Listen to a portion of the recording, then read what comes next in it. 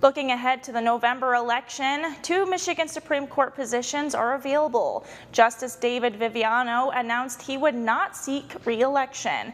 Justice Kyra Bolden was appointed by Governor Whitmer to fill the remainder of the term left by Chief Justice Bridget McCormick. The 7-member court is currently split 4-3, with Democratic nominees having a 1-justice majority. Kimberly Ann Thomas, along with Justice Bolden, are looking for a nomination by the Democratic Party.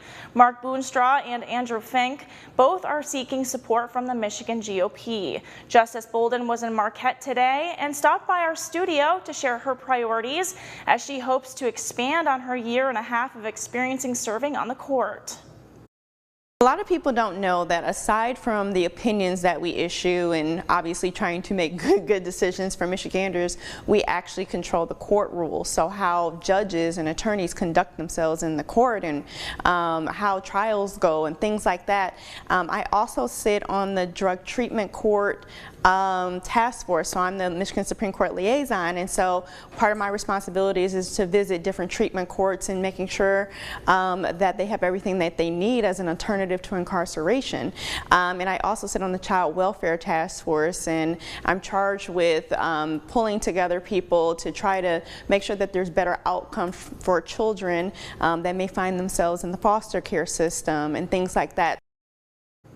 Justice Bolden is running on a campaign emphasizing the impact of decisions by the Supreme Court on future generations. We asked her what advice she has for those looking to follow a similar career path.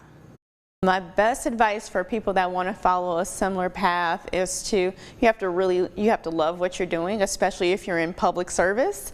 And remember that it is a service. It's a service to the community. It is not about you. It is about really serving the community and for Michigan, the state of Michigan as a whole. You have to always center that belief. The second thing is just work hard at whatever you're doing in that moment. The third thing is, and I didn't necessarily know if this was true, but it became true for my story, that sometimes when a door closes, it leads you to the right door. And sometimes your failures can be a stepping stone to success. With 4 candidates looking to fill 2 available seats, you won't see any of their names during the August primary. Candidates are selected during party conventions. While they are supported by political parties, candidates will appear in the nonpartisan section of the November ballot.